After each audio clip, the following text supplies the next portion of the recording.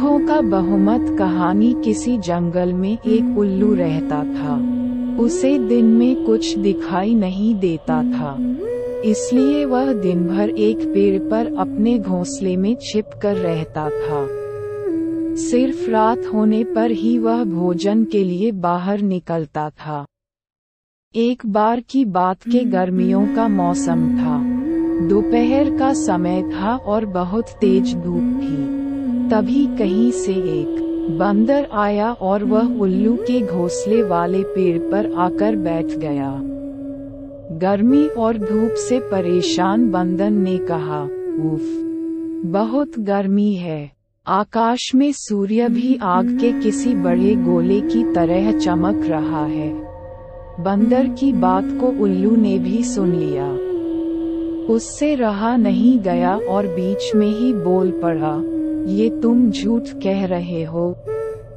सूर्य नहीं, बल्कि अगर चंद्रमा के चमकने की बात कहते तो मैं इसे सच मान लेता। बंदर बोला, भला दिन में चंद्रमा कैसे चमक सकता है? वह तो रात में चमकता है और ये दिन का समय है। तो दिन में सूर्य ही चमकेगा।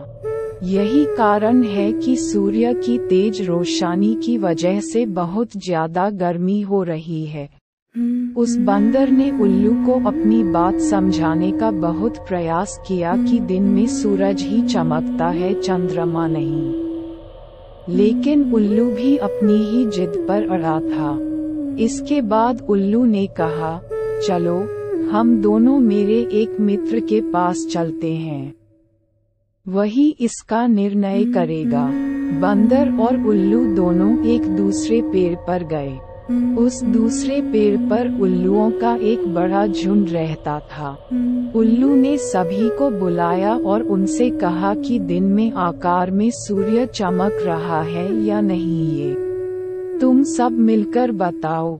उल्लू की बात सुनकर उल्लुओं का पूरा झुंड हंसने लगा। वह बंदर की बात का मजाक उड़ाने लगे। उन्होंने कहा, नहीं, तुम बेवकूफों जैसी बात कर रहे हो। इस समय आकार में तो चंद्रमा ही चमक रहा है और आकाश में सूर्य के चमकने की झूठी बात बोलकर हमारी बस्ती में झूठ का प्रचार मत करो। उल्लुओं के झुंड की बात सुनने के बाद भी बंदर अपनी ही बात पर अड़ा हुआ था।